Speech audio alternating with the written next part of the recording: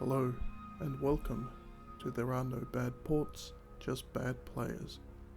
I am a Jaded Gamer, and today I will be playing the 2014 Steam edition of Final Fantasy XIII.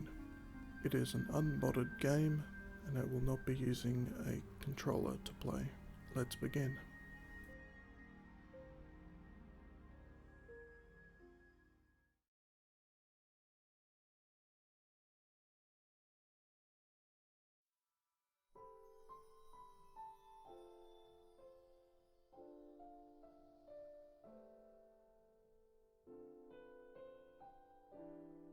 So, before anything else, let's play Spot What's Missing from this menu.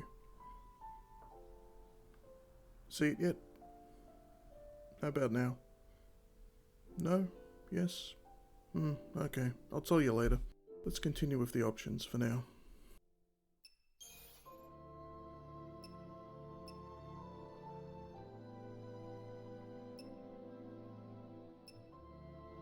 And the options are pretty bare.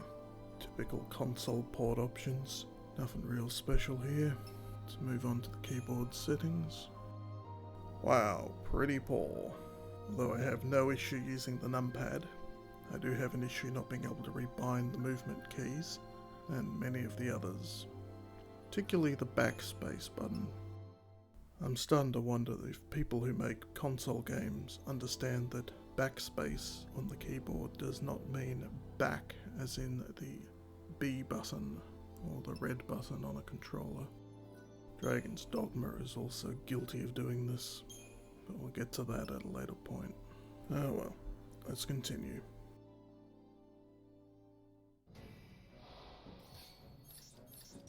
The game starts by throwing you straight into a boss fight. It's always a good way to start a game, I think. The fight's simple enough, of course. It's just a tutorial to give you the very basics of putting command and win, basically how the game goes.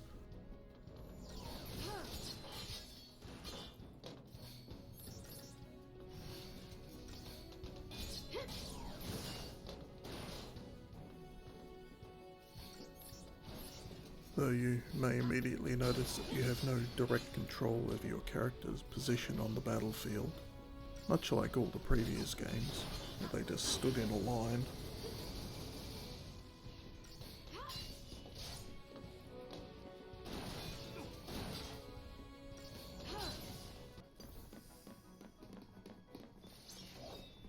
So, let's get this out of the way immediately. Yes, the game is linear.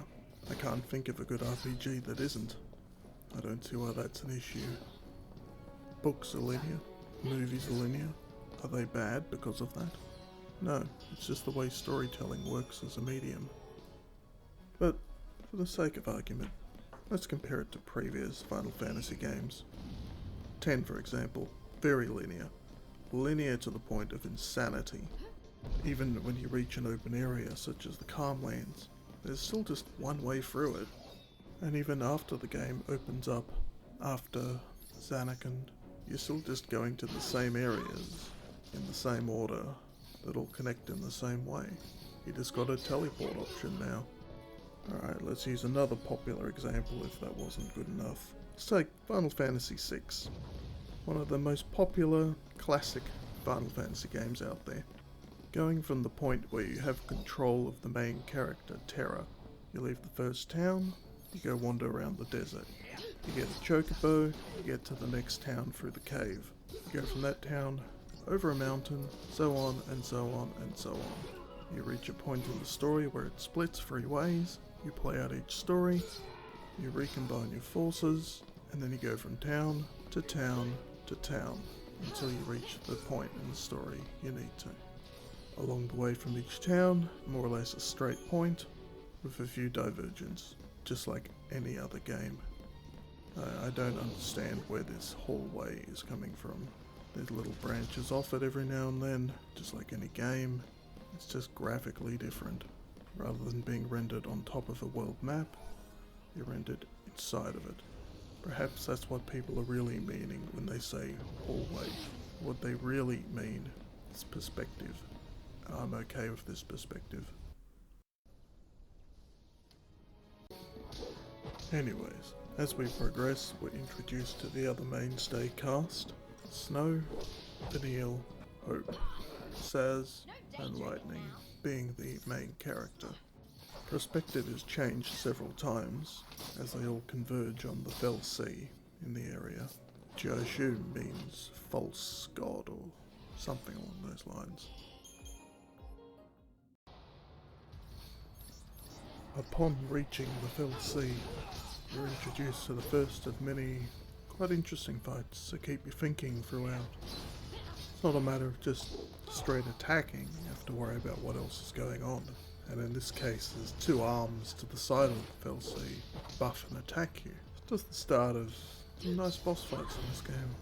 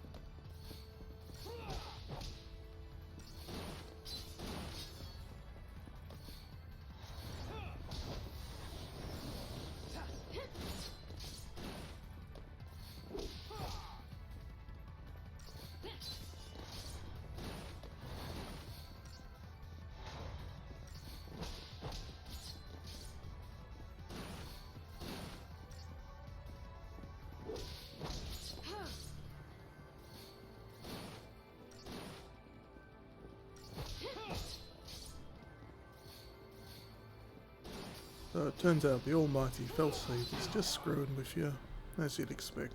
He marks you as your servant, naming you a lessee, granting you powers in the process, while also essentially casting doom on you for the entire game. Although this isn't the in-combat doom. Basically just a story device to keep you going, not much more than that really. Let's take a moment to discuss why I'm not using the mouse, even though it does actually work on this port, surprisingly. While in the field, camera moves with a very heavy float to it, to the point where it ends up making me feel nauseous if I control off the mouse. And if you move it too quickly, it sort of spazzes out and takes a while to correct itself. Furthermore, when in combat, the mouse can only be used to scroll up and down through the selection menus. You can left click to go forward into a menu, right click to go back. You cannot move the cursor sideways to select anything else. It's really quite hilarious in a very bad sort of way. Whoever did the port seems to have the mindset that, Well, they'll just use a control anyway. Why should we bother making the mouse and keyboard work properly?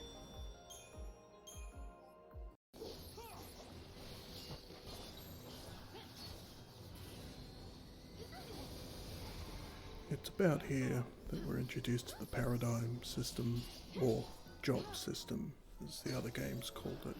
Allows you to create preset role combinations to be changed between in combat dynamically depending on what is needed. I feel that they settled on this system coming off of Final Fantasy XII. The reception for the what and if statements, or gambits as they called them, was not particularly great. So they've seemingly flip-flopped and done the exact opposite by taking away as much control as possible. Initially, the game does seem to suffer for it. The default setting for combat is auto battle. Picks out the weakest but most effective combination of attacks based on what you know about the enemy. And if this is the button you used through the entire game, well, you've only got yourself to blame, I'm afraid. Scrolling down to the abilities option presents you with any combination you wish. For example, the auto battle may pick fire, lightning, ice as its attack, but it may be more beneficial to just cast lightning, as they're all equally effective in this case. Lightning also strikes the opponent faster, staggering it quicker, allowing for combination critical hits. But if you just used auto battle, it would take a lot longer to get there. This may seem like small little nitpicks, but it's these little additions that make an RPG worth playing, worth getting into, worth micromanaging.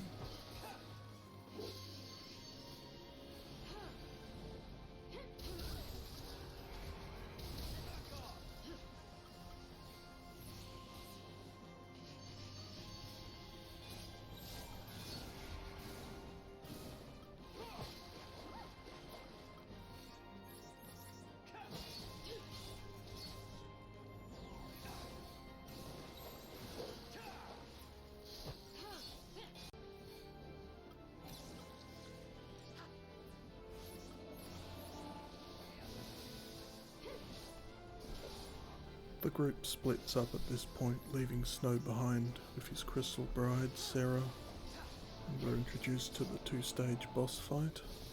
Pretty simple really, but keeps it interesting. Meanwhile, back with Snow, he fights off an ambush, and we're introduced to the summoning mechanic in the game through Eidolons in this case. They cast Doom, and it's up to you to work out how to defeat them within the time limit. Quite challenging on normal difficulty, but because I have 40 hours to play through, I decided to play on easy, and it's a piss easy challenge.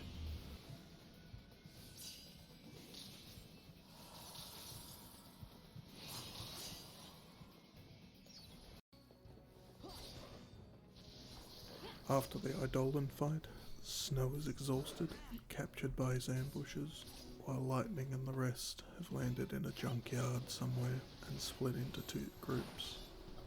Lightning and Hope join forces, while Saz and Vanille just wander around.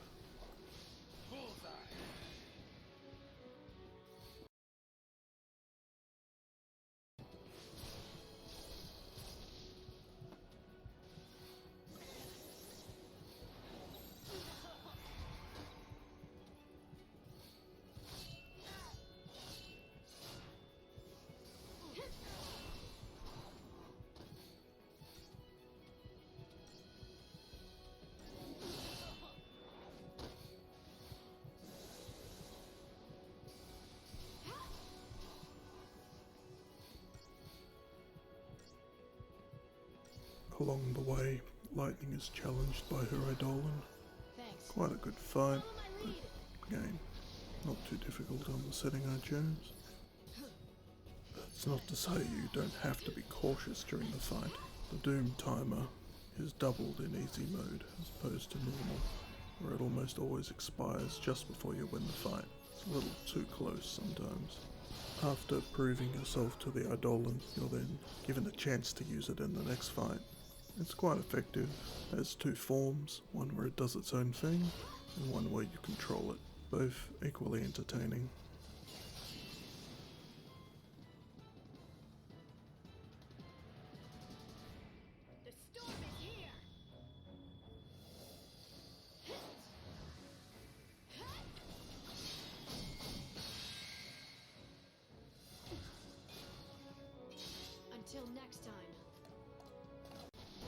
While all that is going on, Saz and Vanille fluffing around, turning on a bunch of switches in an industrial park, and then having to fight long, drawn-out battles due to the way the paradigms worked for those two. It's not much fun, is what I'm getting at.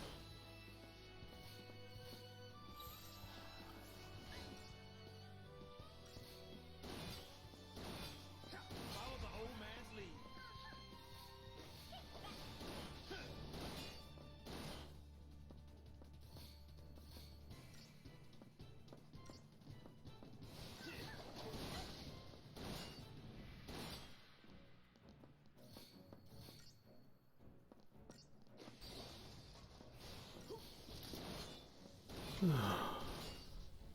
Is this still going? Fucking hell.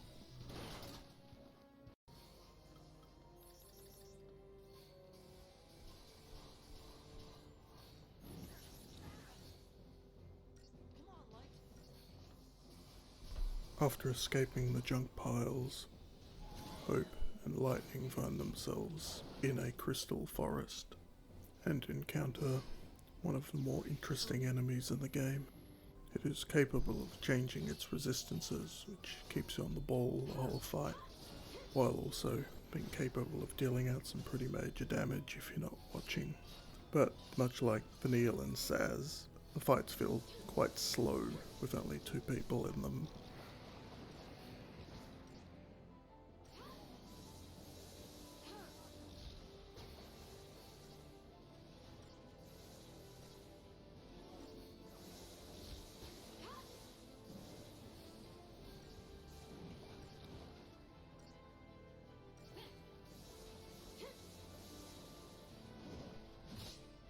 We do this together.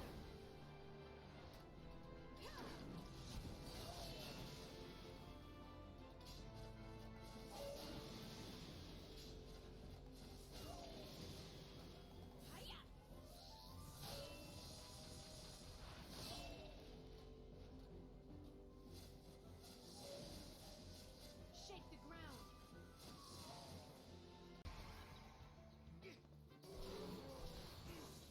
Meanwhile, Vanille and Saz are on their own little adventure to nowhere. They encounter 2 bunyips, have quite an interesting fight of debuffs and picking your target well, though frankly it's always the small one you fight first. They're always the healer.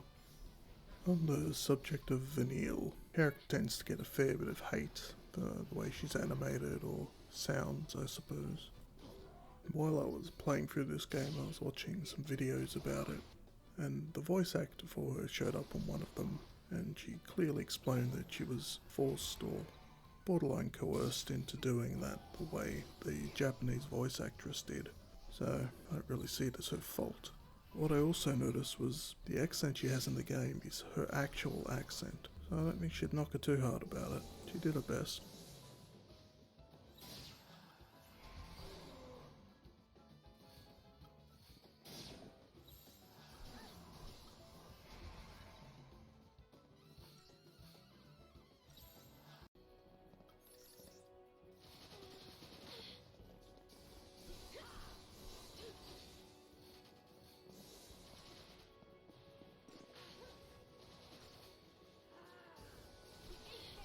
After a fair bit of filler involving Hope, Snow and Lightning, we're introduced to a character called Fang. Aside from a pretty awesome looking dress, there isn't really much more to the character, unless you need a sentinel in your group. That's about it.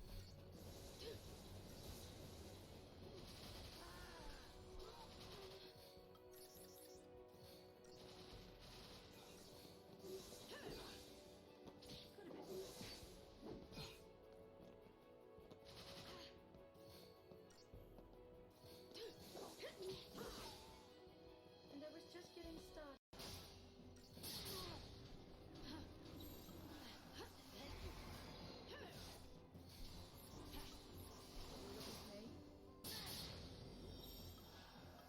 Lightning, Snow, Hope and Fang all meet up and join forces at this point in the game, while heading to Hope's home, the highest point in the city.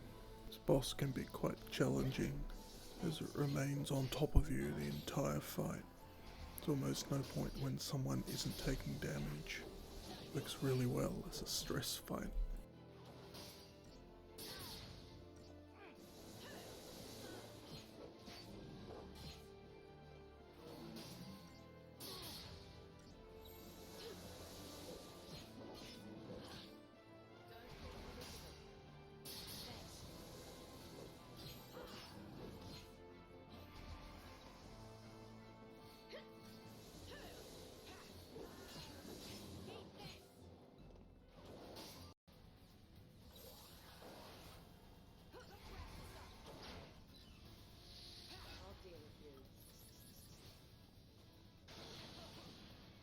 Having arrived at Hope's home, the army has sent a battleship after you.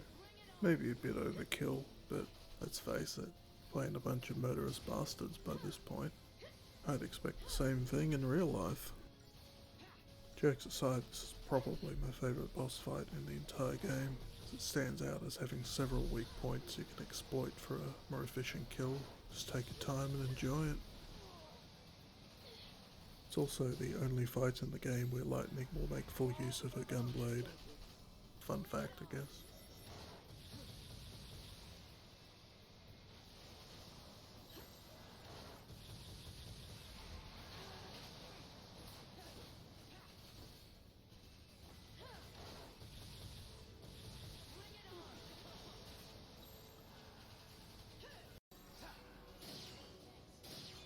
Anyways, while that exciting fight's going on, Benil and Saz end up at a theme park. Fucking theme park. That you can't do anything in. Why did they bother? Why did they bother? Anyway, they come up against a boss. That's so easy you can just unlock it without even trying. Just what I did. Why did they bother? Why did they bother? While all that's happening, let's talk combat. I mentioned earlier that the auto battle button is basically cancer to this game, and it is. And that I think that the gambit system from 12 was flip-flopped into paradigm system of 13.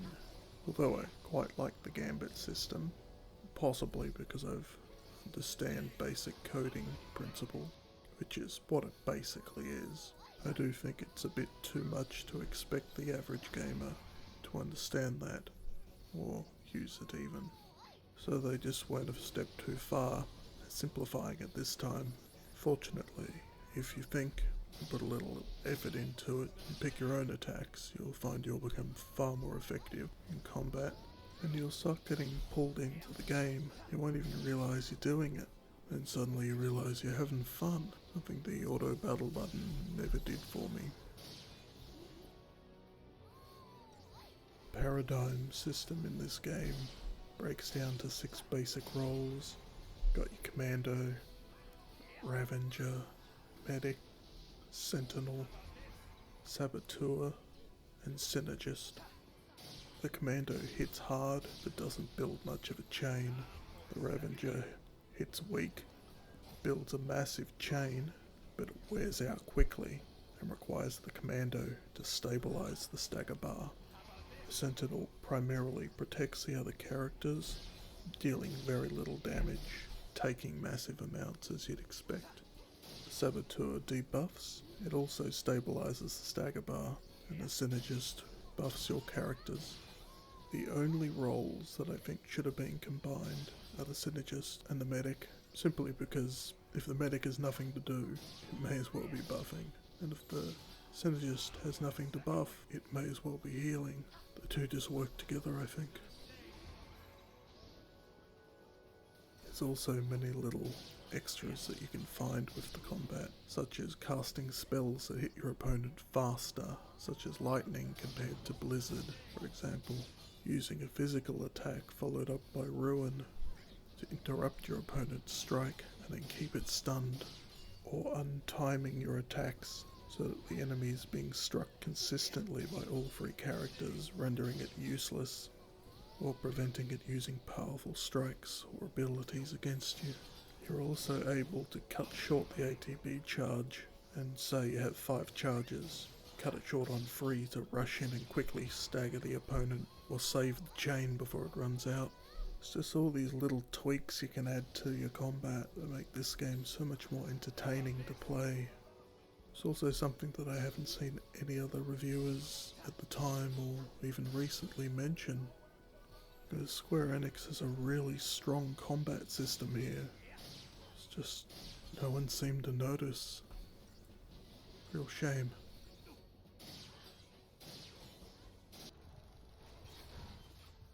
At least that boring boss fight is followed up by a rather intense Eidolon fight. A little too intense on normal difficulty. Every time I've completed that fight on normal difficulty, it's always been by the skin of my teeth.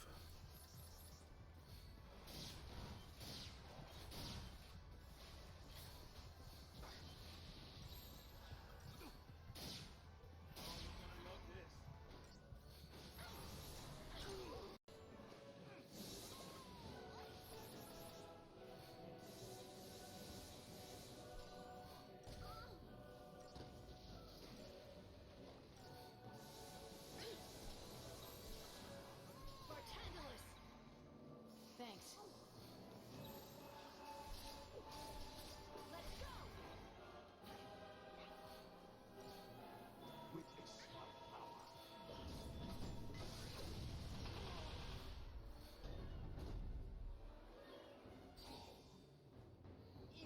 With the help of the rebels, Lightning's team is able to infiltrate the big bad guy's airship. Fortunately, Saz and Vanille have been captured and brought to the airship as well. Imagine that. How convenient. When you all meet up just outside the boss room, you're given the opportunity to pick your battle team for the first time in the game, not unlike Final Fantasy VI, and you go to confront the big bad Pope guy, who turns out to be a Felsi. I guess he's got +1 to illusion magic, as he's a bloody giant robot apparently, and not a Pope wannabe like he appears. The fight itself tests you on handling multiple targets and consistent damage taking. Pretty good. Not as good as the fights get, but it's up there in my opinion. There's also a hidden timer to this fight, because he's got quite a large health pool. If you take too long, he'll cast Doom on you. Really get things going. It's actually one of the issues with the bosses. They all have massive health pools, and they all cast Doom if you take too long, which really disincentivizes using the Sentinel tactic, as it takes out one whole person's damage from the fight. This fight ends up being a bit of a farce, as the Felsi is simply testing you to see if you're powerful enough to carry out his ulterior motives. The Felsi use humans to do their will. For some reason they can't. I don't know. Seem like they're capable to me. Think. I don't know, this game's fucking weird. Suffers heavily from weakened anime too, as most Japanese products do these days.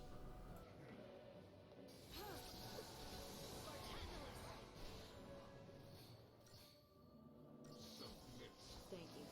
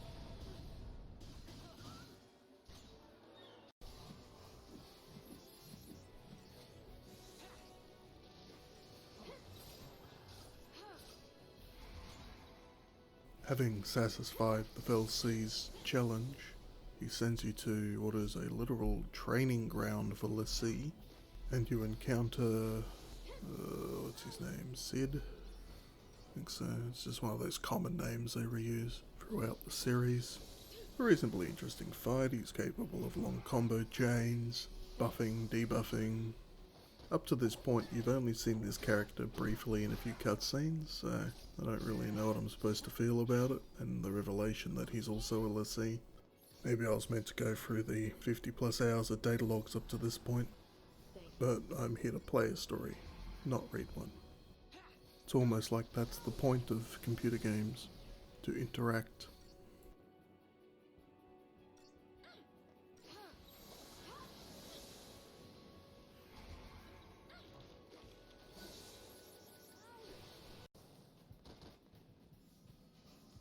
The next major fight is Fang's Eidolon, and the common name Bahamut. Even on this easy difficulty, I still got my ass kicked once on this fight. He's just capable of throwing out a crap load of damage all at once. Sometimes more than your total health pool.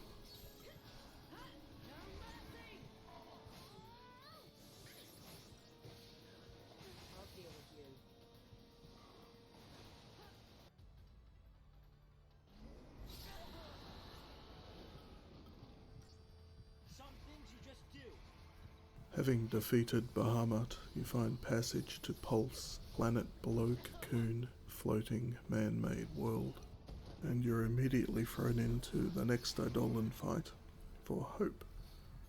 This fight is very easy when compared to Bahamut, simply because it moves around less, and if your sentinel's up forward, none of your other guys will get hit and you can just beat down on it. Really a bit contrasting.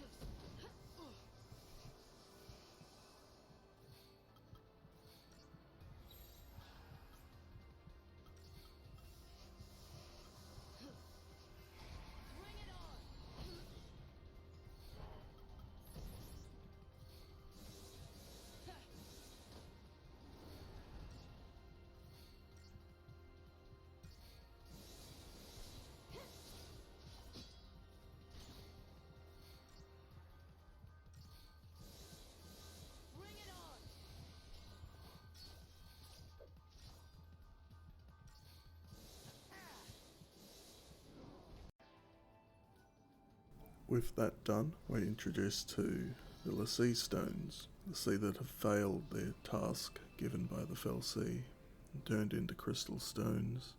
Now they just float, waiting for someone to approach to help them complete their task so they can rest. They have a certain elegant melancholy about them I quite like. But besides that, they just go kill these quests that offer up teleports at certain points through the game for bus travel later on.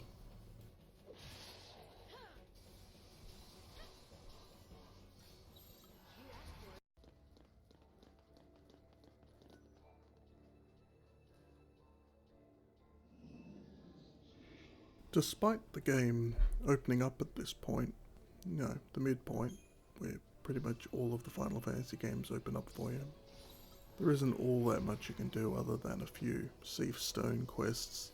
Most of the monsters are too powerful to defeat at this point, so you just follow the line. Then you end up at a musical tower, as I like to call it, because that's what it is.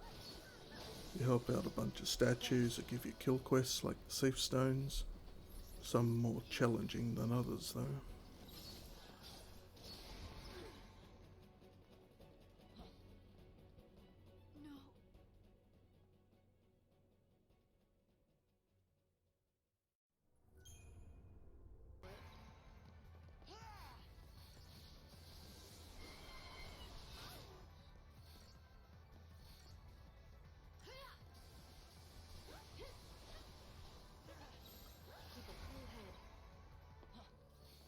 When you reach the top of the tower, you fight the tower boss, as you may expect, and it's not all that difficult. You can just keep it staggered most of the time, can't do much. It does have a fucking lot of health though, to the point where this fight took over 10 minutes. It's just ridiculous. I will admit I was skipping some of the fights along the way here, just out of sheer boredom for the most part. I certainly wasn't underpowered.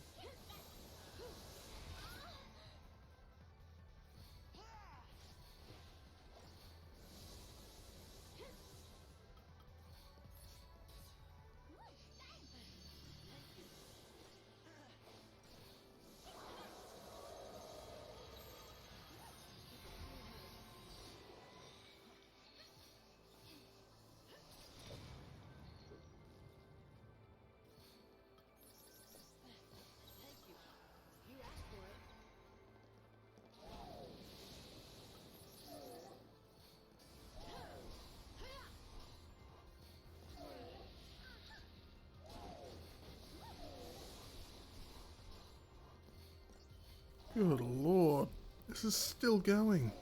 This isn't even half the fight I've cut in here.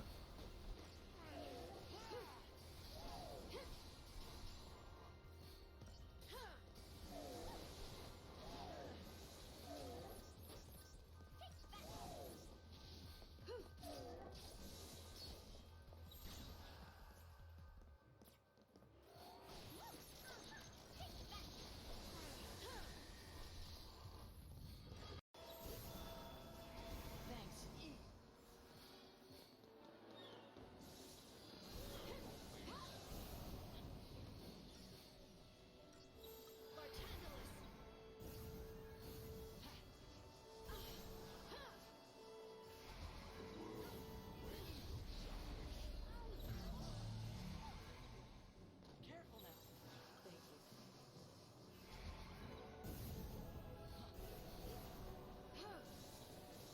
you. After passing through Fang and Vanille's old village that has been abandoned to time, Bartangalus, the Fell Sea, shows up to test you again. And this is one hell of a fight. I thought the last boss had a large health pool. This guy's in a fucking league of his own. You know, I've always wondered that if bosses just put less stock into their health and more into their damage, they'd kick your ass easily. None of them seem to, though. Particularly MMO bosses. I wonder why. Anyway, much like the last time we fought this guy, multiple targets to deal with. He's on top here the entire fight. Lasers going everywhere. You don't know what the fuck's going on. He's got several super attacks as well. He also removes debuffs and puts them on you. This fight went on so long for me, I got Doom cast on me and it was coming down to the last few seconds before I managed to scrape in a victory. It's really satisfying when you do.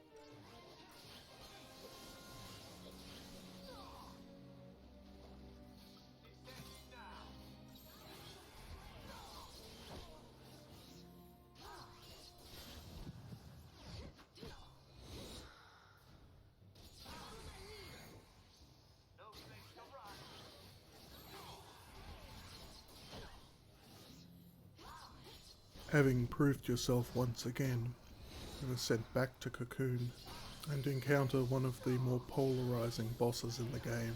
This guy goes either one of two ways. Kicks your ass relentlessly, or you kick his ass relentlessly. There's no in between. The entire fight he's bombarding you with laser cannons that can hit more than one player if they're standing in proximity. He has undispellable buffs, is immune to all debuffs, and hits like a truck full of buses. However, it's at this point in the game you're given access to your chosen character's ultimate attack. Triggering this attack consumes all your ATB bars and plays out a long animated attack. While this attack is going on, you are capable of swapping paradigms so the other two AI characters can do whatever you want them to. Be it damage, taking out the trash, healing, cooking your dinner, buffing, feeding your pets, debuffing, whatever you want. All you have to do is swap back to the paradigm where you can trigger it again, start up the attack sequence, and do it all over again, and the boss can't do shit against you. Basically the way you win every fight from here on. And I apologise if you're sick of hearing, I'm not a slave. It's just the way it is.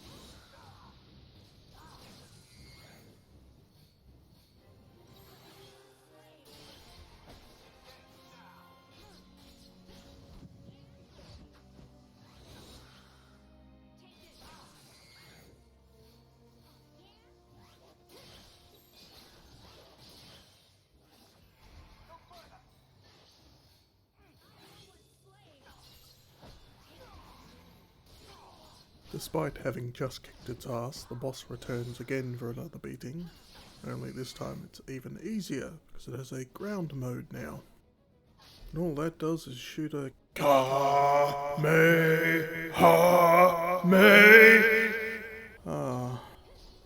Riveting.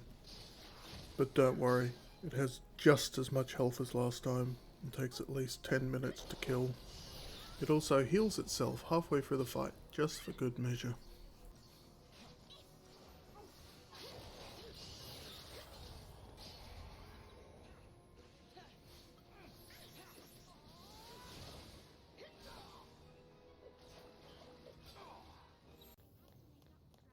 Final Fantasy has a history of combining flesh, metal and magic into their final areas, though here they've gone far more on the metal side, and I think it looks great.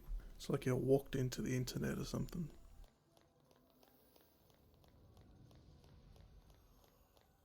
Much like the way I've edited this video, this area is basically a boss rush. They even put mini-bosses from earlier in the game as regular opponents. But what's even harder than mini-bosses everywhere is the game deciding to crash on me every 5 minutes. So that was fun. Lost about 2 hours of footage doing that. Haven't really mentioned it to this point, but it's been happening through the entire course of the game. Some spots more than others, couldn't tell you why. Loose code maybe. Either way, you just gotta struggle through it or give up.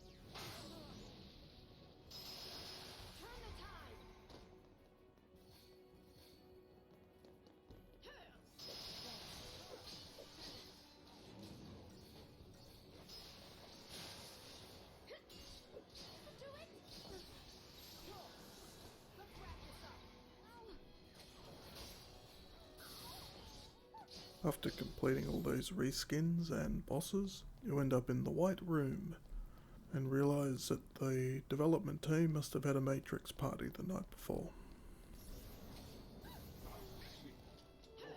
Approaching the final boss room, you're confronted by Bartangelists yet again, only this time you beat him for keeps. He doesn't pull out any new tricks in this fight, it's everything you've seen before. But I'm gonna make you sit through it anyway.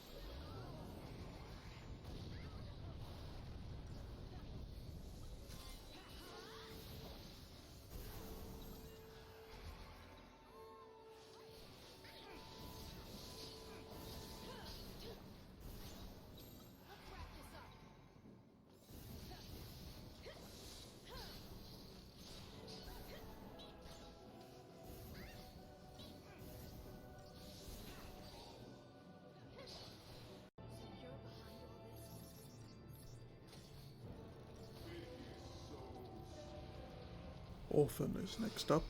Big bad guy, controlling everything behind the scenes as they always tend to. I quite like the design of this boss. It's got a couple different forms along the way, but I really do like the look. Got a couple of power moves he pulls out on you right away, kind of like Kefka. Get you right into a state of panic immediately, see how fast you can recover. But much like every other boss fight since Army of One, it's all you need to cast once it's staggered. And with a triple Ravager combo and triple healer salvation, there's not much that will keep you down.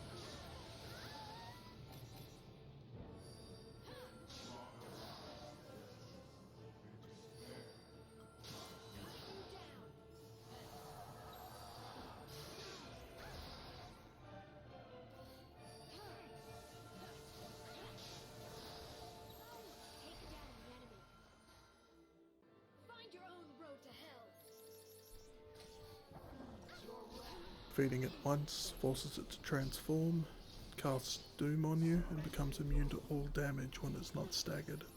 So, the race is on, although it's not really all that difficult even on the normal setting. If you can make it here, you're strong enough to beat it. It's just that simple. It's nowhere near as much of a joke as the final form of the boss in Final Fantasy X, but it's borderline.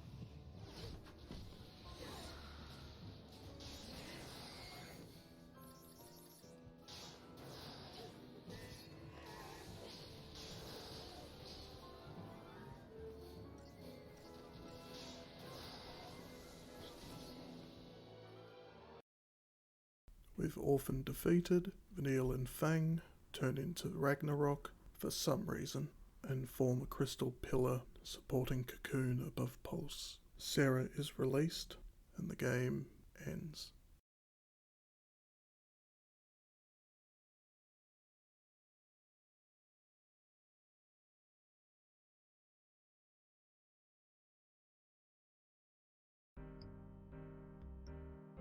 So, all in all, it's an average port.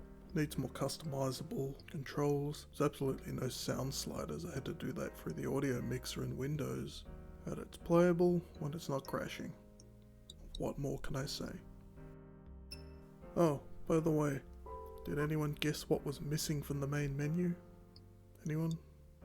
Yeah, that's right. An exit button for a Windows game. You have to hit escape.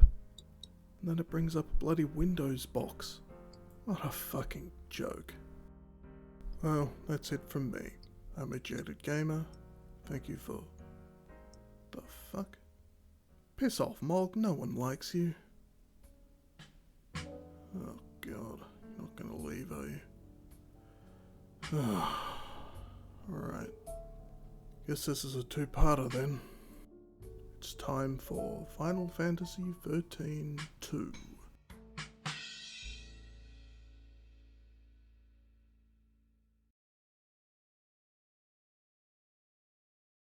Alright, let's see what we're dealing with here.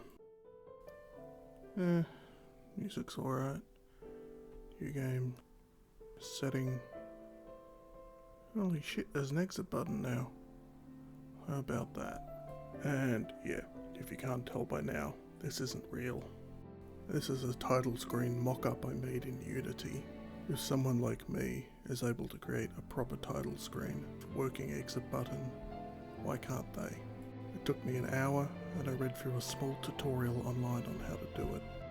I like to think it puts into perspective just how poor these games have been ported. Anyway, let's get on with the real thing.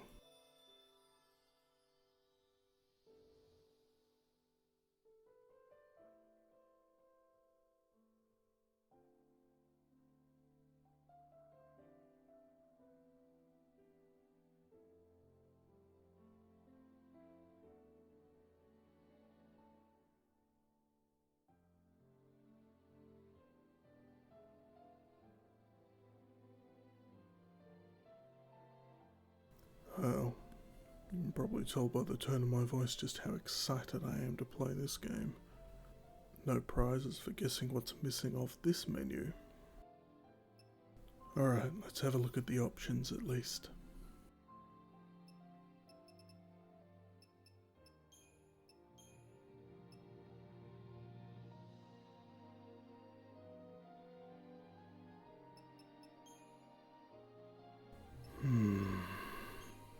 Second verse, same as the first. Well, at least they put as much effort into this one as they did into the other.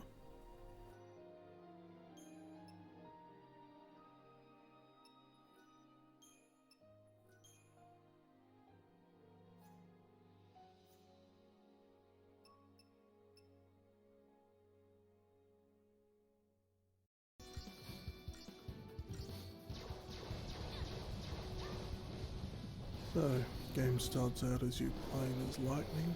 Don't know how she got there. She's apparently been chosen by the goddess Etro, and she's defending Valhalla. Immediately I realised just how great this game looks. The set piece here is amazing, and it only gets better as this scene progresses, putting more recent games to shame, I think. Anyways, you're being attacked by a dark Bahamut. What relevance that has, I don't know. You just are.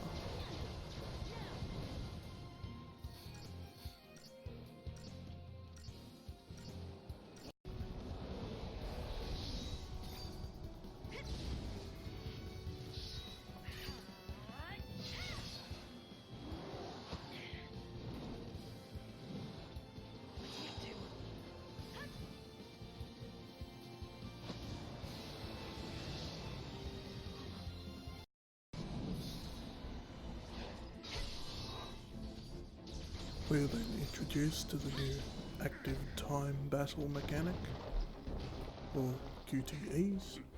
Never a big fan of QTEs myself, mostly because I'm old and slow, but they do a good job weaving them into the game without making them feel intrusive or constantly there, so at least gets you interested in the cutscene rather than skipping it. You're also sometimes given an option between two. No, I don't believe it has any major ramifications. And blow me down, the buttons that show up on screen are actually keyboard buttons. I'm astonished to say the least.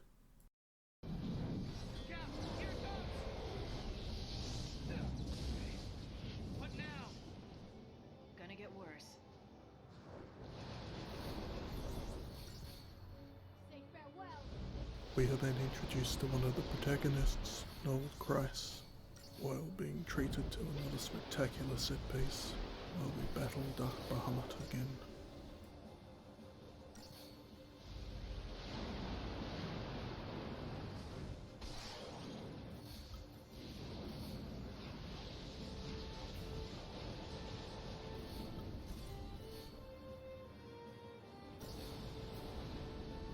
This is the power of chaos.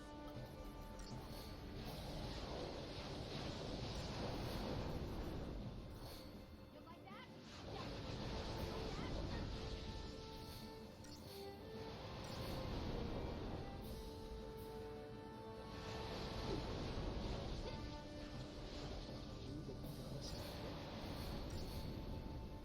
I never said I was a goddess.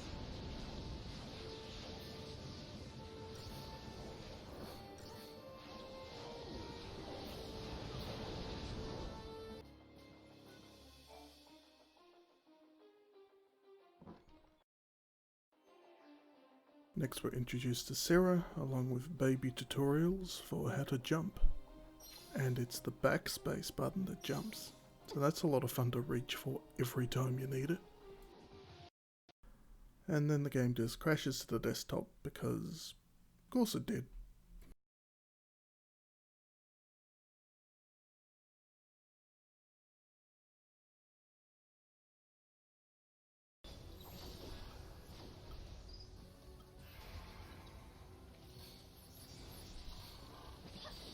Once we're back on track, we're introduced to the standard combat for the game. It feels a bit faster and more fluid than the previous entry.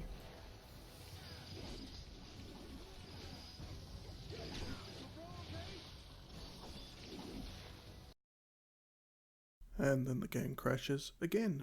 Oddly enough, I was getting a little annoyed by this point. Can't think why. Once the game decides to stop crashing, you're introduced to the combat clock, a timer that starts when enemies spawn near you, and if you hit them with your weapon beforehand, you get a buff in combat. If you take too long, you get ambushed.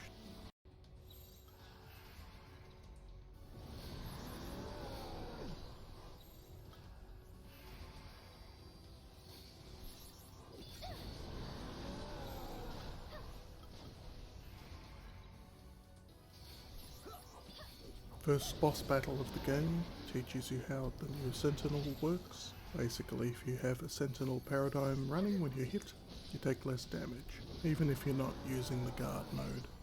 Though it's of course heightened if you are.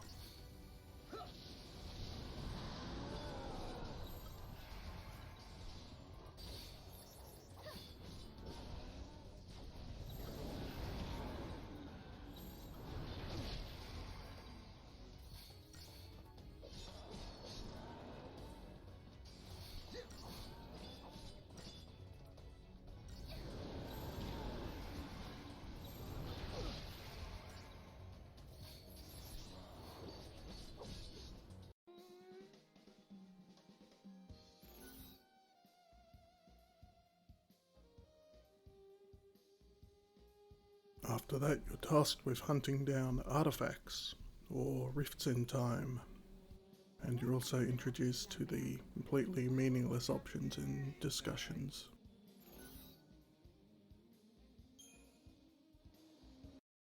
Why did you run? I know you said. The kid was trying.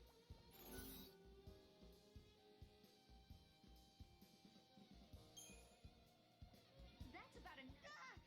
Hey, hey.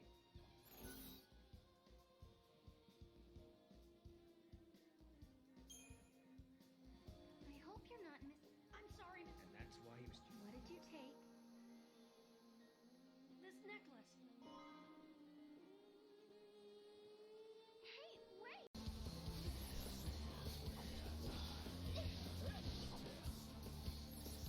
First boss returns for round 2, and you kick his ass just like before.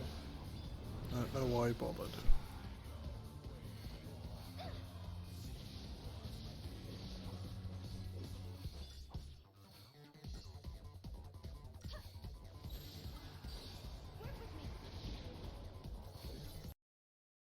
After defeating the first boss again, you find a time gate and make your first time jump straight into another boss fight with an invisible iron giant.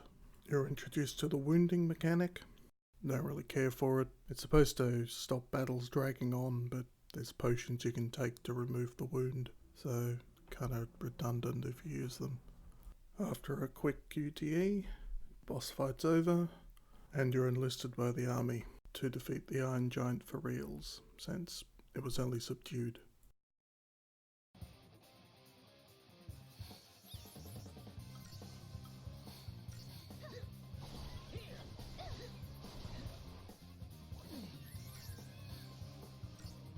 You're then introduced to the creature capturing mechanic in this game to add a third, fourth, or fifth party member. So, yeah, this game's officially Porkyman's now.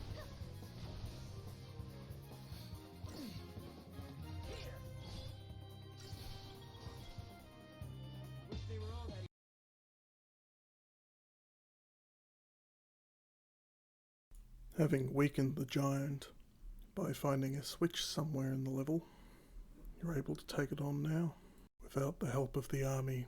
Though I don't know why you wouldn't want their help, to be quite frank.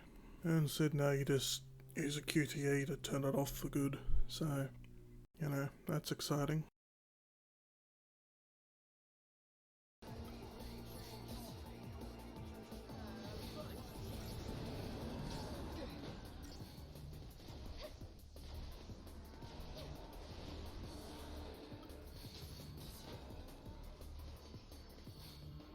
After defeating the Iron Giant and time jumping again, first boss comes back again. Almost kicks my ass because I've been skipping random battles because they're boring, but I manage in the end. Thankfully he never shows up again because it's not an interesting fight.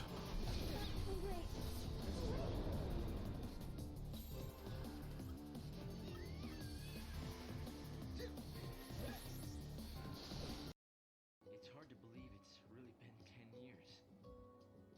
So much time has passed. Then Hope shows up for some reason. Hammers on a bit and you do another time jump.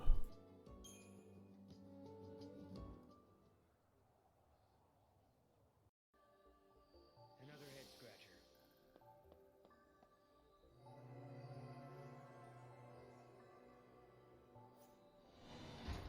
You then show up in Fang and Vanille's old town and have to solve a bunch of puzzles for 2-year-olds.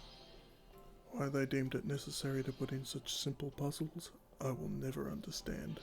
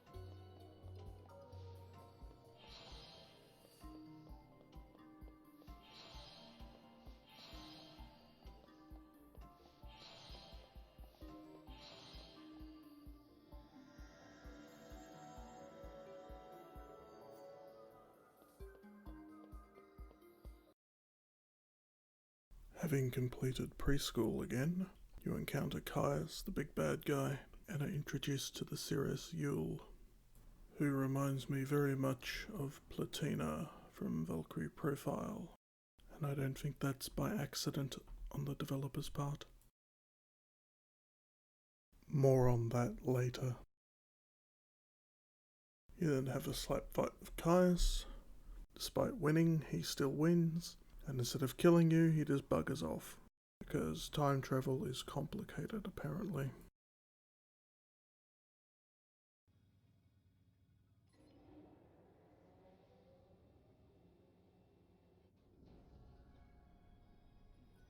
Can it go any further?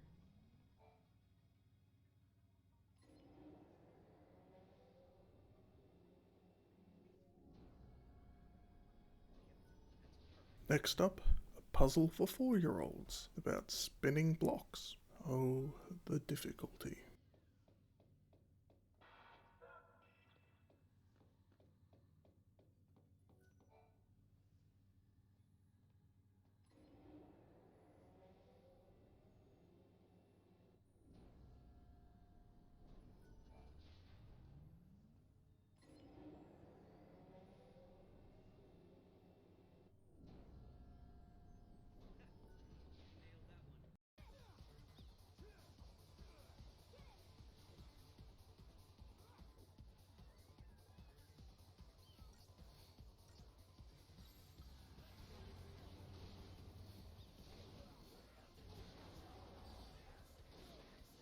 And things start getting a little more interesting when you run into Snow, who is apparently also time travelling somehow, and are tasked with defeating a gigantic flan.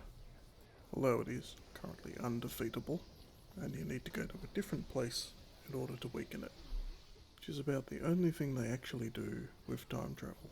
and paradoxes. That doesn't revolve around just simply travelling in time to different places.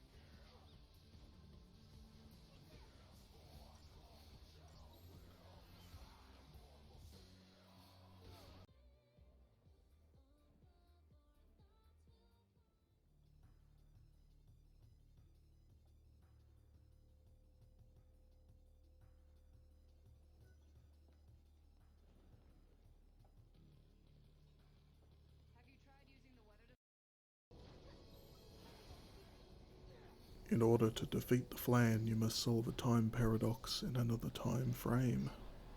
Apparently there are so many Flans spawning in the other time because of a dragon that's eating them, that it apparently has a black hole in its mouth which sends them to the other time period where the giant Flan is. Or something like that. All you gotta do is flip a bunch of switches on the idiot-proof weather machine, and then go take it on.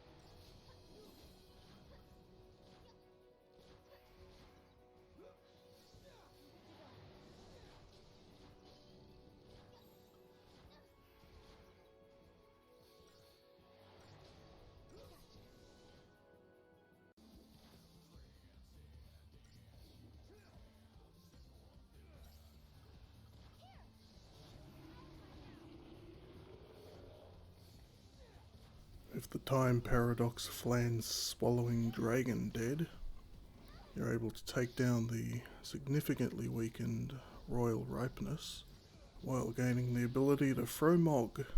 That's about the only enjoyment you get out of Mog.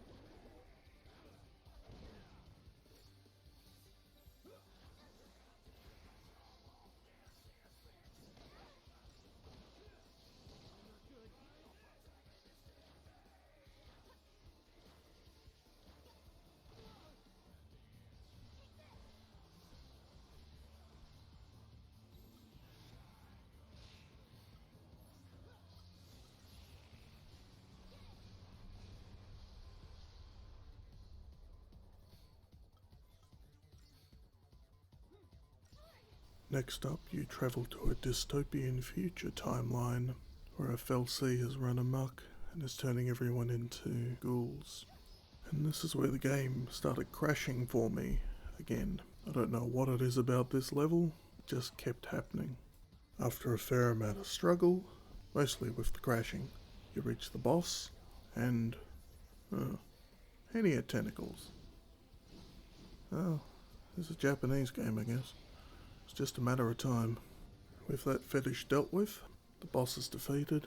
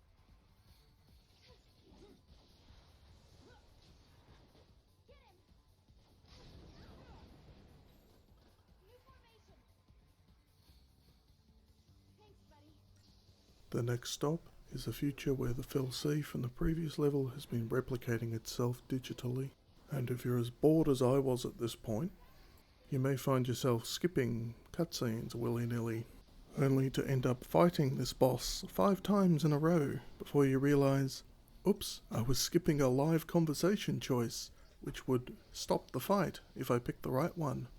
It was nice of the game to make me look like an idiot. It's not like I need help doing it though.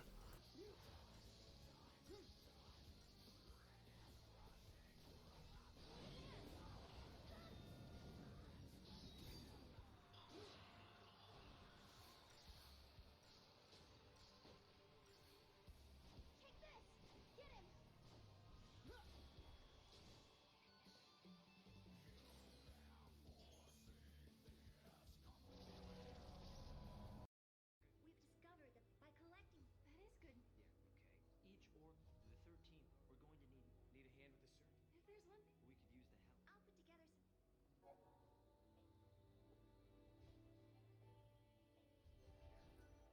I'll put together some. I can't believe it. Did I tell you? The Academy is using a pair.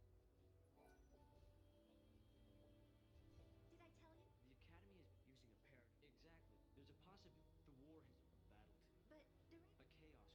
So, after I'm done embarrassing myself, you return to the timeline where the FLC no longer exists and everything's fine and dandy. Then Hope turns up, for some reason. This game's also a shitty TV serial as well as Porkyman's. I'm starting to wonder what this game isn't at this point.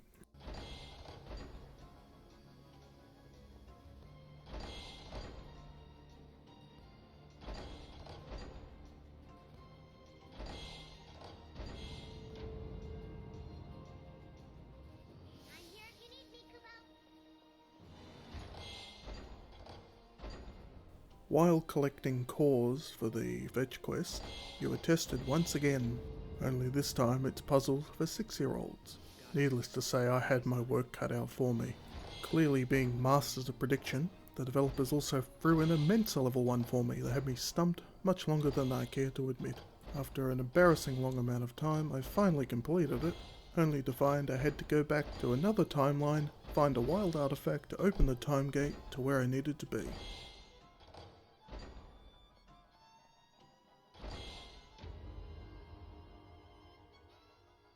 Goddess will smile upon me this time.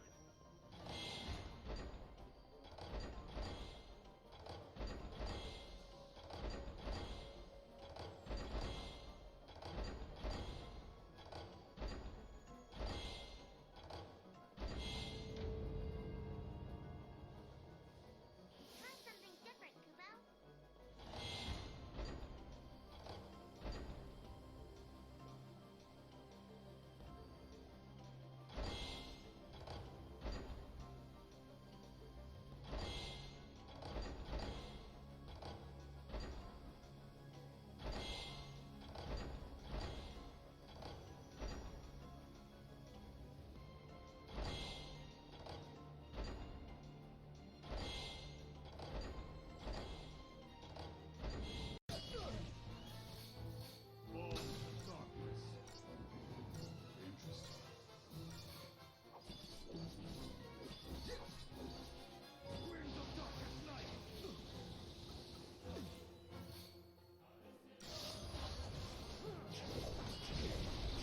After you collect all the Graviton cores and give them to Hope, the next gate takes you to a dead world.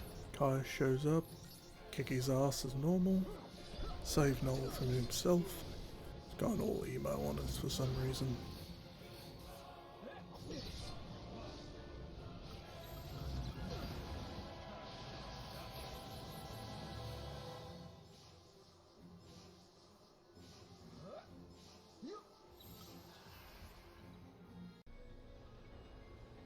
Next you end up in Discount Duplo World, and wait, and wait, and wait. And stupid blocks that turn around, and you're just likely to fall off them anyway.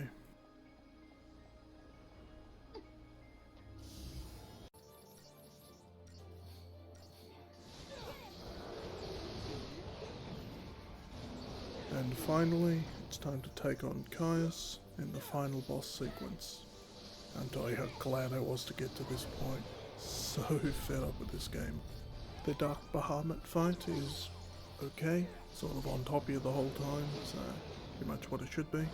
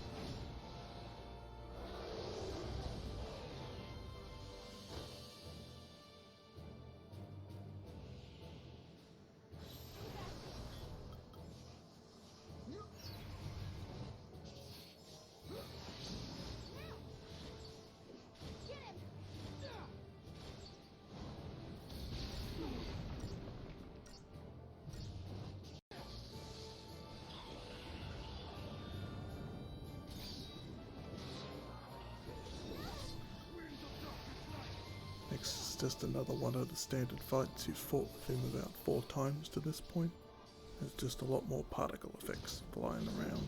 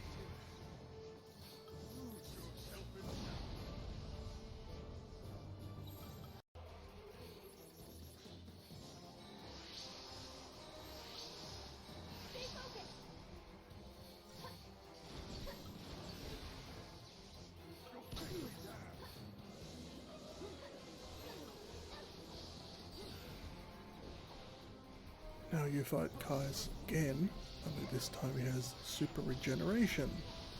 Really starting to miss the old style Final Fantasy games, the creative end bosses.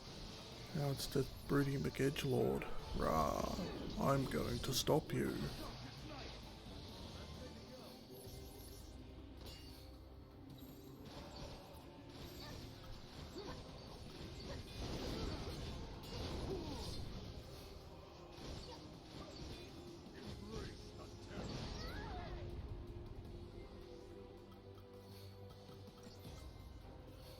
I can still fight.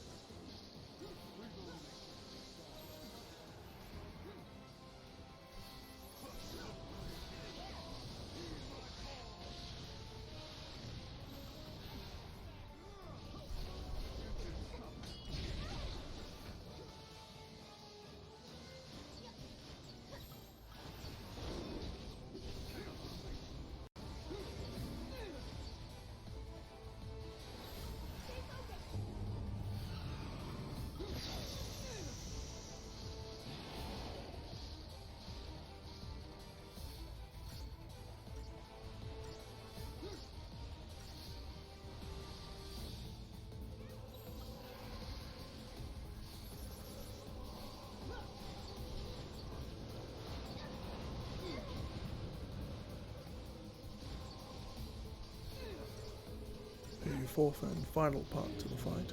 Gaius turns into a dragon, summons 2 other dragons, and somewhere on DeviantArt there is a section dedicated to just this moment. In order to damage Gaius, you need to defeat the other dragons, and you can focus on him before he does a super move out of nowhere and resummons the dragons.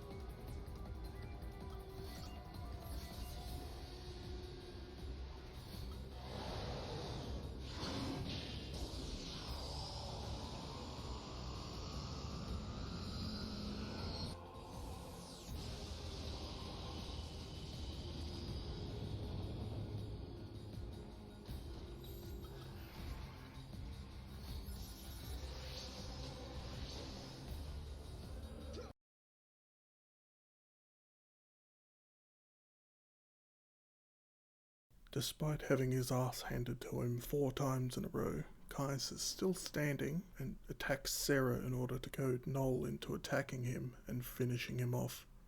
Turns out he wanted to die the whole time so he could put Yule's suffering to rest. Because Yule, being the Cirrus who sees all and is reborn in every time period, she always knows how she's going to die and how he is going to die, and he wants to end that by killing himself. I just tried 4 times in a row, mate. Just let it happen already. However, by killing him completely, it also kills the goddess Etro, for some reason.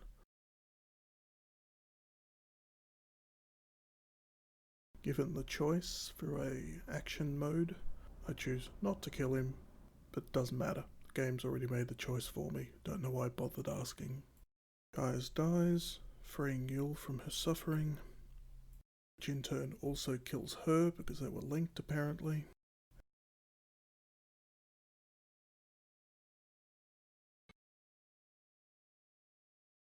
And then Sarah dies, for some reason. Finally, it's over.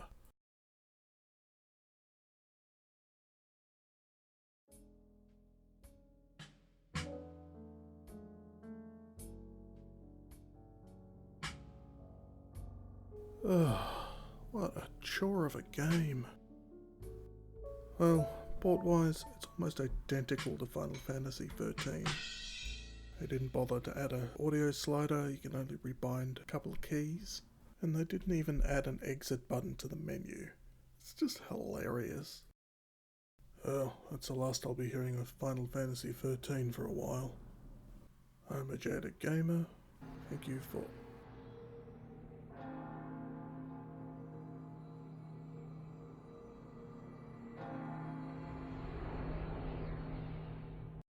Oh yeah, there's a sequel to a sequel. Oh, just kill me now.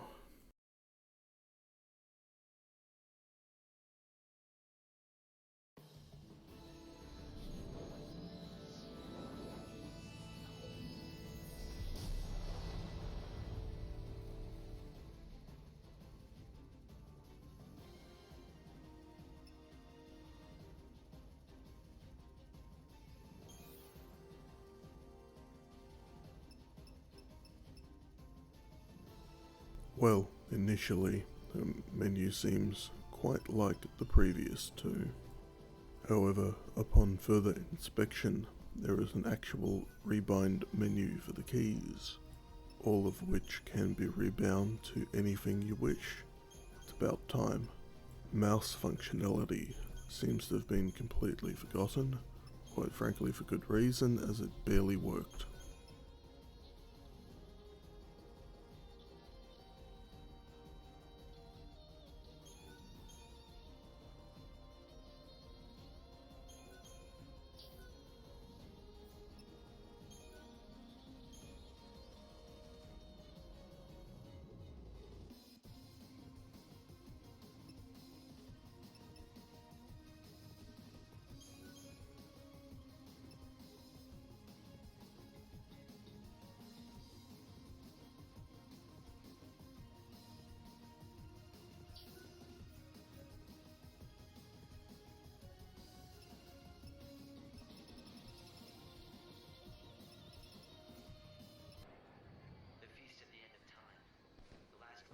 The game kicks off, we're introduced to Lightning, wearing the most ridiculous glasses I've seen in quite a while. We get an exposition dump from Hope, who's here for some reason, and we're put through our paces in the tutorial level, then sent to the Sanctuary. Chaos. The pace of the destruction is accelerating. Your problem is, if the world ends too soon, you won't have enough time to save all the souls you can. Once at the Sanctuary, we meet Hope, who is a child for some reason, and I've been using the phrase "for some reason" throughout most of the review because that's the reason given. I guess child Hope tested better than adult Hope. We are informed that we are a messenger from the god Benevelza, and tasked with saving the souls of those that wish to be saved.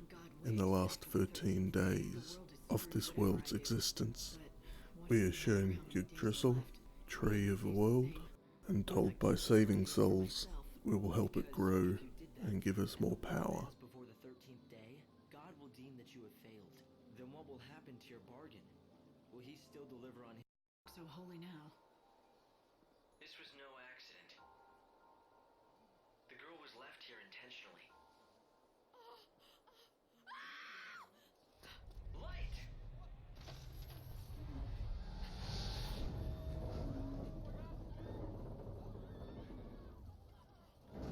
Help her! There's no need. Just a dummy. Hope, did you see who dropped it?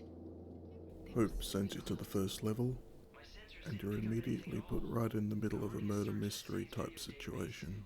The children of Etro, the goddess of life and death, have been killing people who look like lightning, young women, rose-coloured hair, etc. This part of the game acts as a brief tutorial on how to gather information and save the souls of those who are willing to be saved. Trouble is, the brightest lights cast the darkest shadows.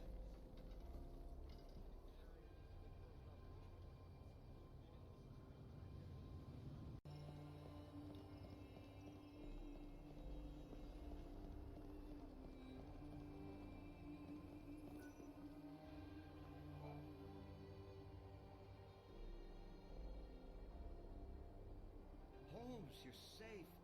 Sorry, boss. I saw what happened over where they found the girl. I don't know. I'm sorry I let you down. Never mind. I'm just glad to see. Guess I never told you.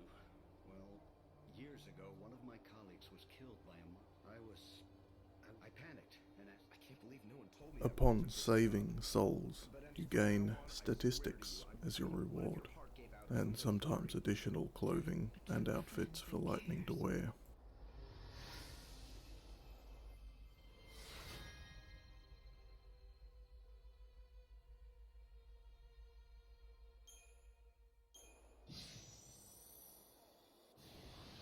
Well, a deal's a deal. Right, if this is what you want.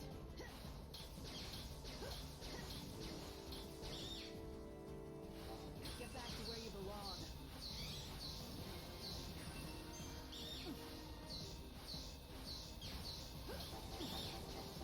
The end is close. The combat in this game has been greatly changed and is worlds apart from the previous two. It relies on what it calls schemata. These are basically paradigms where you have 4 different attacks to pick from.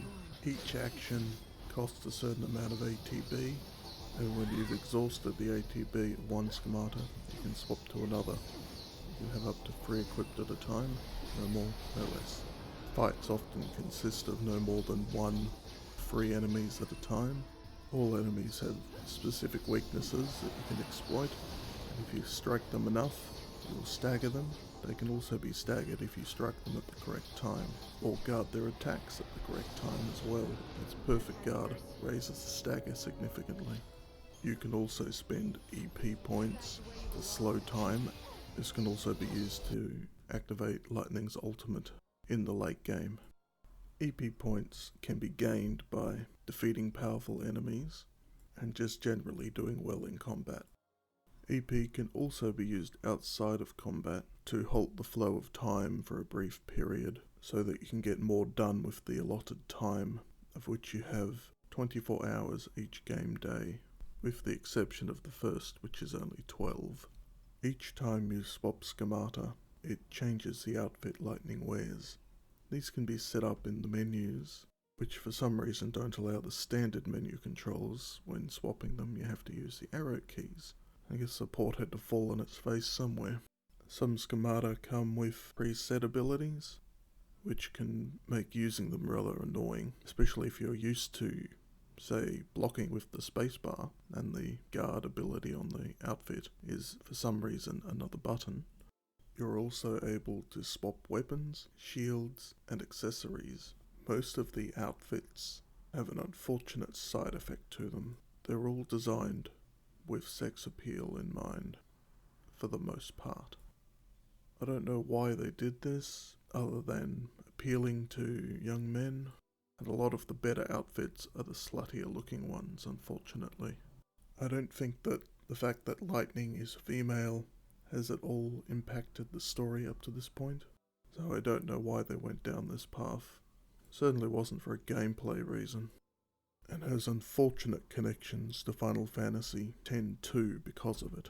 You know, it's that game where you run around and collect skimpy outfits while doing a bunch of side missions as the main mission is put aside. And they even made Lightning pose at the end of combat in suggestive positions based on the outfit you've picked.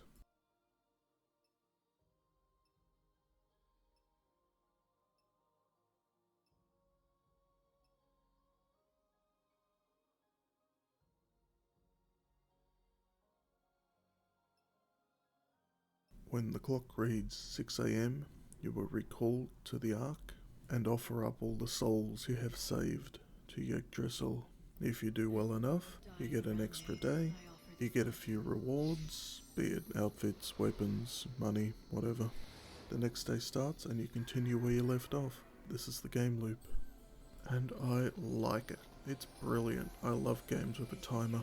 It gives you a constant sense of purpose and dread.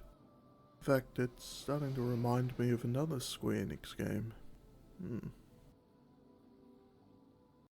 unseen realm. Alright, if you say so. But that begs the question, what the hell are you doing in here? I have a name. It's Lumina, and I know a lot about you.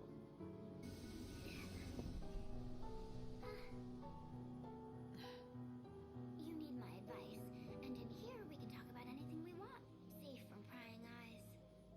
Prying eyes? You mean Hope? Lumineer starts showing up between days every now and then. She has a striking resemblance to Sarah, Lightning's sister, though Lightning doesn't seem to realise this. It's only when Lumineer directly points it out that Lightning perks up about it. Throughout the game, Lumineer acts as a contrarian against God, not unlike Loki in Norse mythology, which I'm sure won't have anything to do with what I'm going to talk about later. Loyal little servant.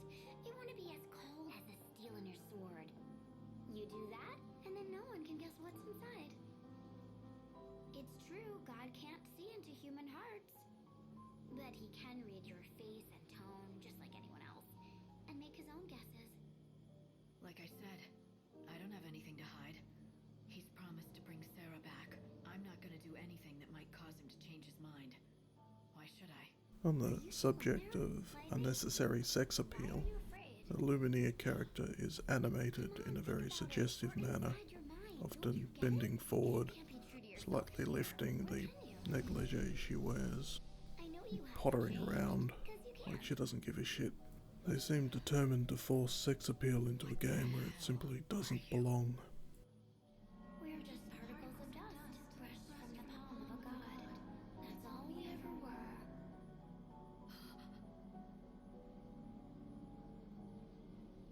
Right, sis? No, wait!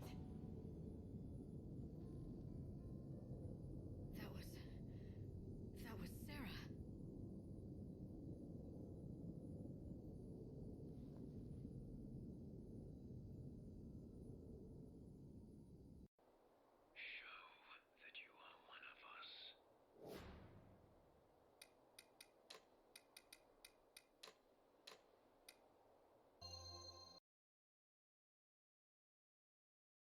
Back with the main storyline, Lightning is tasked with collecting 4 numbers scattered throughout the town and speaking them in order to an operator via a telephone at a specific time of night, gain access to the Children of Etro's rituals. The Children of Etro have been sacrificing women who look like Lightning in order to force God's hand and to find the Shadow Hunter, which turns out to be Noel from the second game. Haven't brought it up yet, but at the end of the second game, the goddess dies, and that completely fucks the life and death system of the world, to the point where everyone is made immortal and unable to breed. although people can still die through injury or sickness.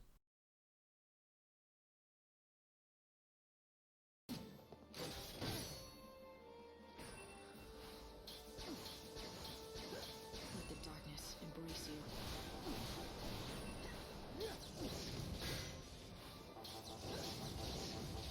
I need more time. Keep up if you can. Tell me that you're weaker.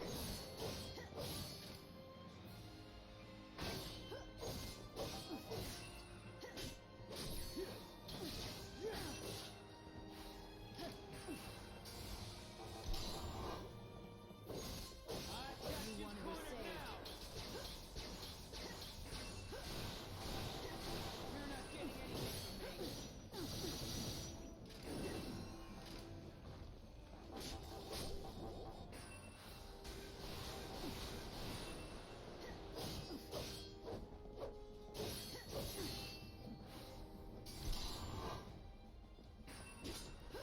Try to keep up! How could you?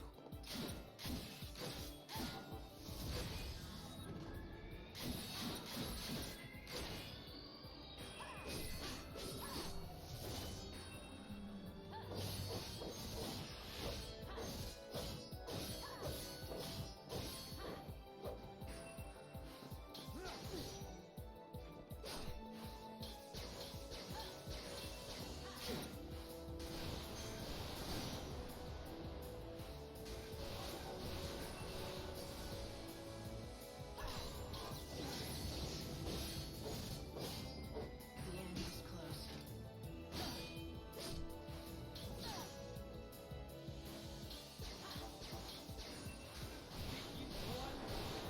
You're so eager to die.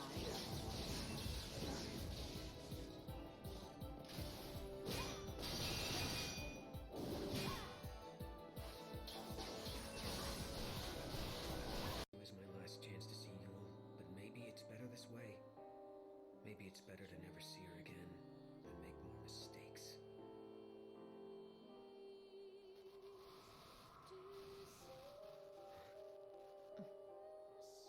Did you hear that? Lightning confronts Noel as to what he is doing Yule! and finds out that he has been using an oracle drive to see the future, but it turns out it's a fake future and he's being used. All Noel wants is to be with Yule again, but it's simply not possible. By killing Lightning he will be rewarded with what he wants, but it is not true. He realizes this after they have fought, destroys the oracle drive and joins forces with her. After this, it is revealed that Vanille and Fang have both been brought out of their crystal pillar stasis, and that they have gone their separate ways for the time being. As I remember. Vanille mentions that when she awoke from her crystal stasis, she had the power to hear the dead, You don't mean it like and that. the church reveres her as a saint. You're down.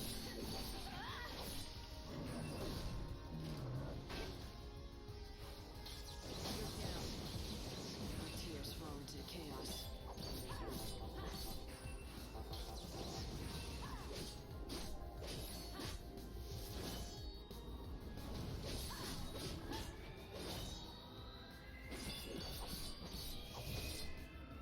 With that, the story in that area is complete. Wildlands is up next, and you are told of a magical chocobo. It is a legendary bird, pure as white, and never truly confirmed to exist. So within 5 minutes of arriving you find it, of course, in distress, next to a boss. Convenient.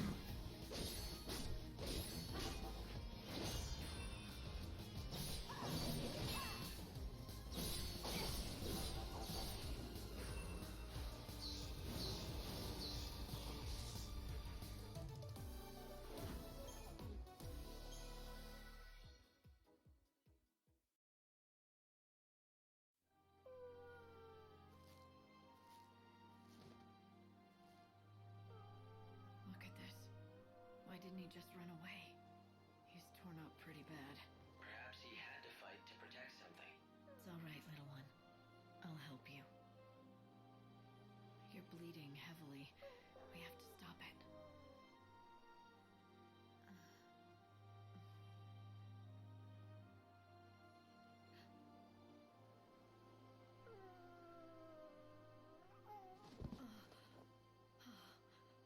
It's the white chocobo. What happened here?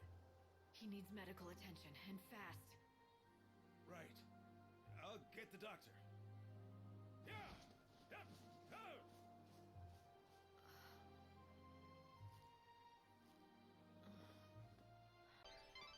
Light, what about the chocobo?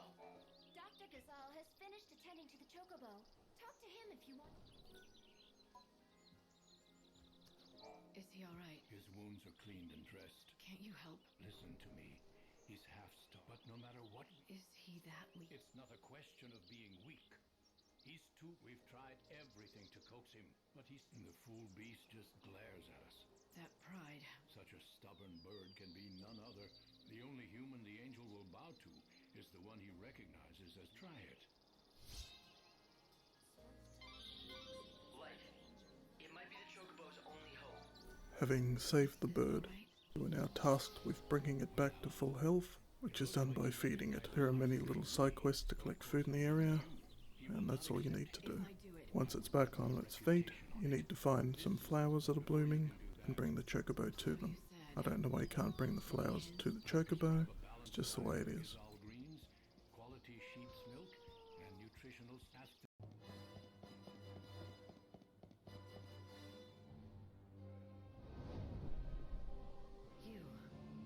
You are God's savior. You lead souls to the new world. And you're the Cirrus, Padre Suyul. The encounter is ordained. You So, turns out that the spirit of Valhalla is actually Odin, Lightning's Eidolon from previous games. Does this have any major significance on the plot overall? No. Back on track with the main quest, we enter a temple consumed by the chaos, and we encounter Yule the Cirrus. She explains that because she has been reborn in every age, that it is in fact her essence, her spirit, that has become the chaos, and that there is not just one Yule, but millions. What do you want me to do? save the soul that cannot rest. Please, save Caius. He has lost his undying heart. He no longer wants to live. He yearns to die. But he cannot. The chaos binds him and forces life upon him. So, the man who wanted to stop time has managed to stop his own. And now, he's trapped. As the savior, you have to help him. Bring him salvation and release his soul.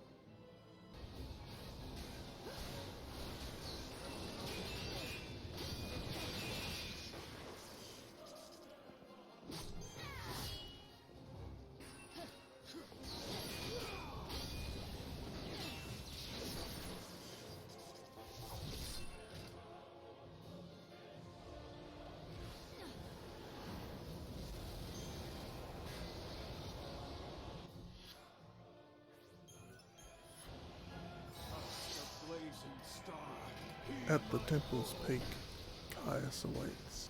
Even in death, he still protects Yule. Not fully understanding the implications of this, Lightning tries to strike him down.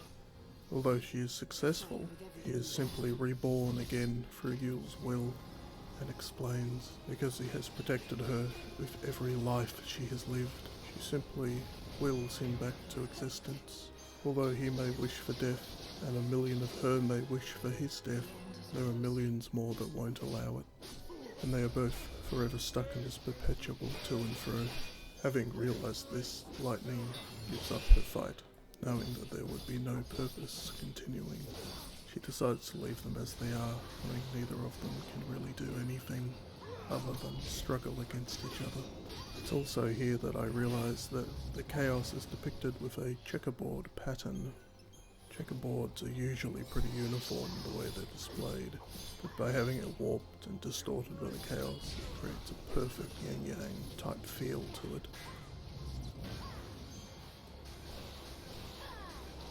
The end is close.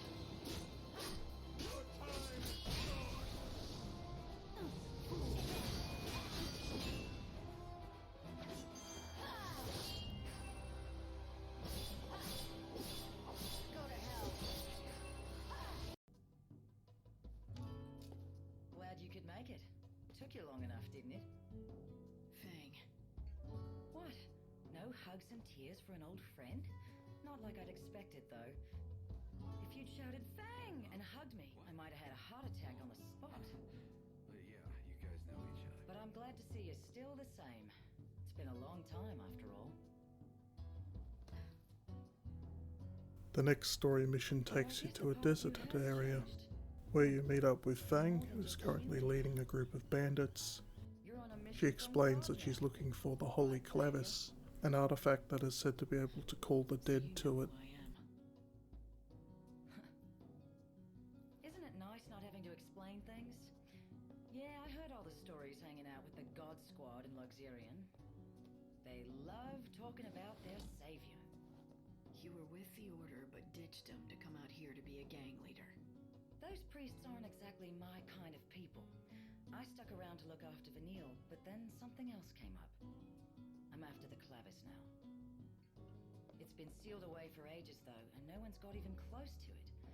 I was beginning to think I'd have to give up. But then you came along and worked your magic with that crux. How about we team up? I want to get that Clavis before the Order does. Help out a friend, Lightning? How could I refuse an old friend? It'll be like old times, right? All right. I'll show you what we have on the ruins. We've got lots to talk about. Like what the Order is up to. And Vanille, too. Anyway, we've got ourselves a deal. If you're going into those ruins, I'm coming too. We'll get that Holy Clavis, and take down anyone that gets in our...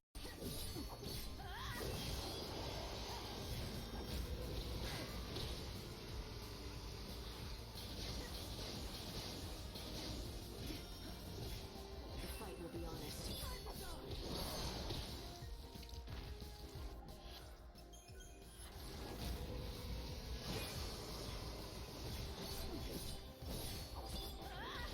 So you go splunking for a while, popping a bunch of locks they couldn't, and you enter the central chamber.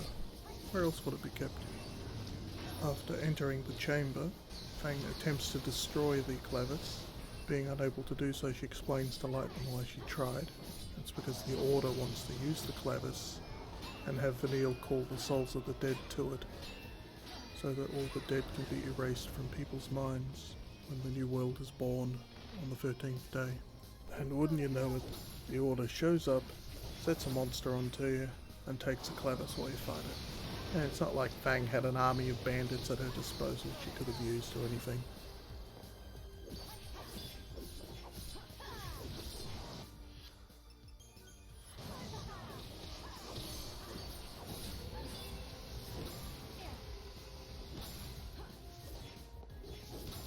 What's done is done.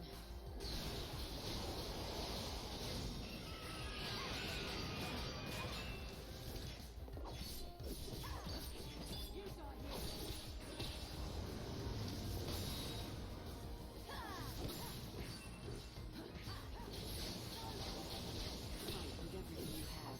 The fight will be honest. Chosen one,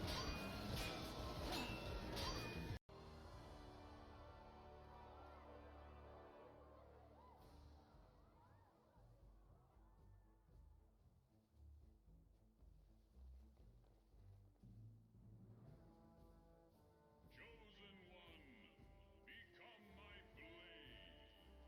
Cast aside all that you are. Throw down your life for the sake of my new world. To save the people of this world, I would give everything I am. Hear our prayers, God. The next story mission has Lightning infiltrating a castle where snow is.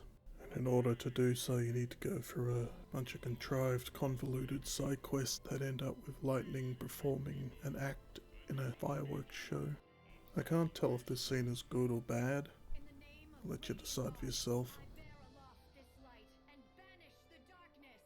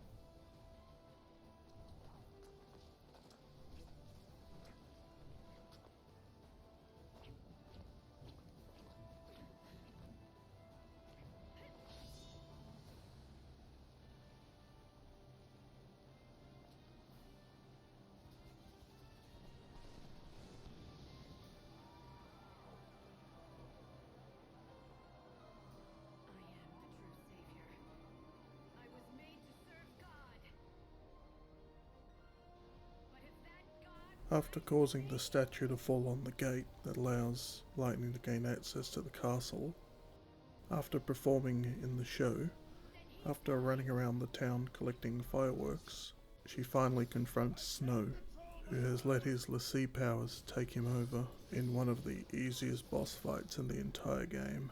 Once it's over, it's all good. It may as well have not happened for all the change it seems to make at the time. And with that, the 4 main quests of the game are complete. There are others. They are inconsequential and have to be found. One involves helping Saz wake his child from a coma, and the other involves saving a small town in the middle of the wildland. If there are others, I missed them, and they don't seem to matter, which is why I called them inconsequential.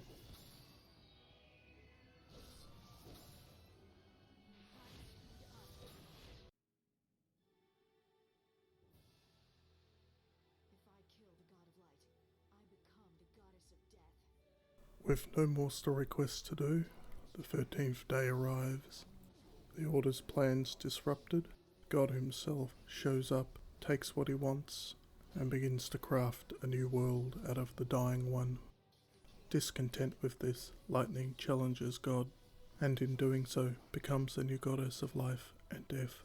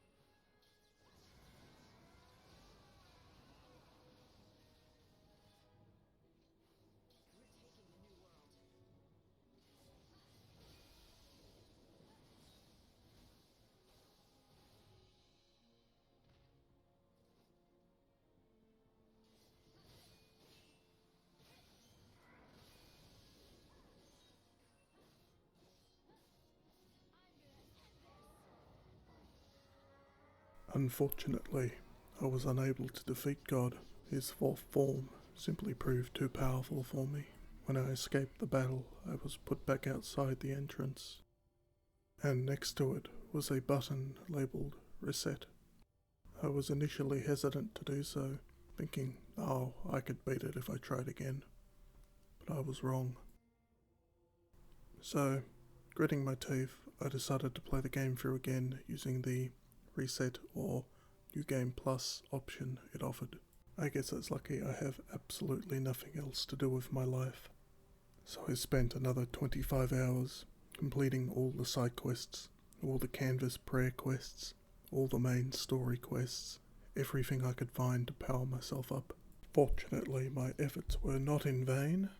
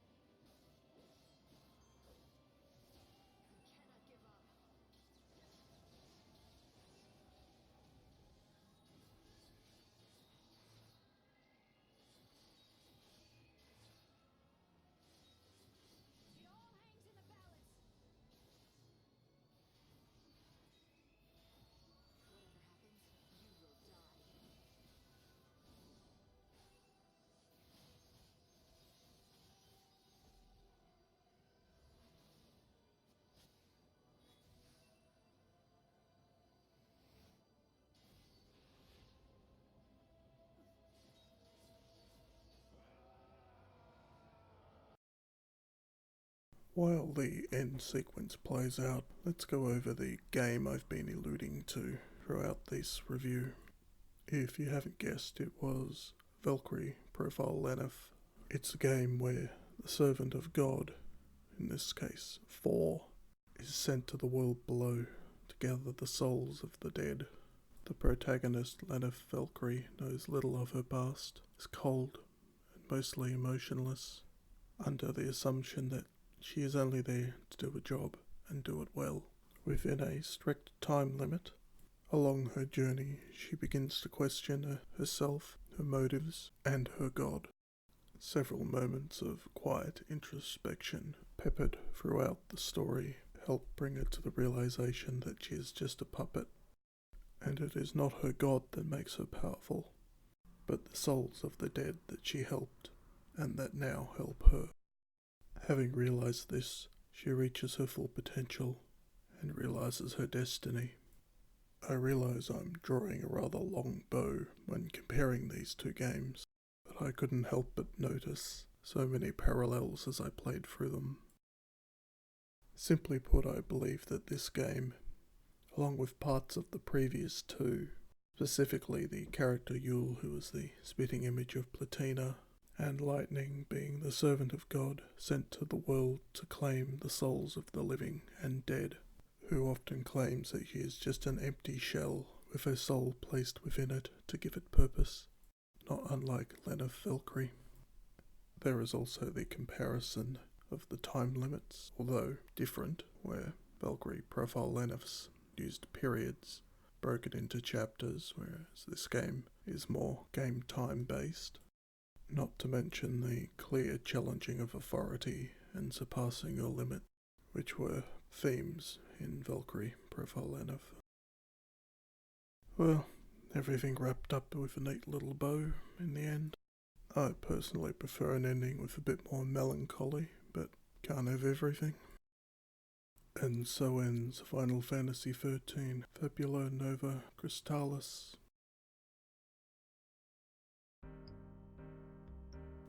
Well, port-wise, game's quite competent. Still lacks audio sliders, but they're not essential.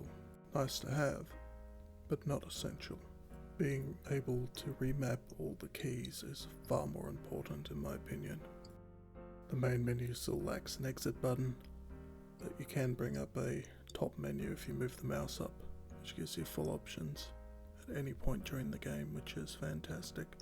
Of the 3 games I played, this one I would recommend the most, then the first, then the second. Do yourself a favour and don't play the second. It's just a poor setup for the third. Based on the end scene in the third, it was supposed to be a setup for the 4th Final Fantasy Versus, which never came to be, and was reworked into 15, which I've also done a video on that no one's watched yet. Maybe you'll be the first. Poor quality and low effort plugs aside, this wraps up this video. I'm a Jaded Gamer. Thank you for watching.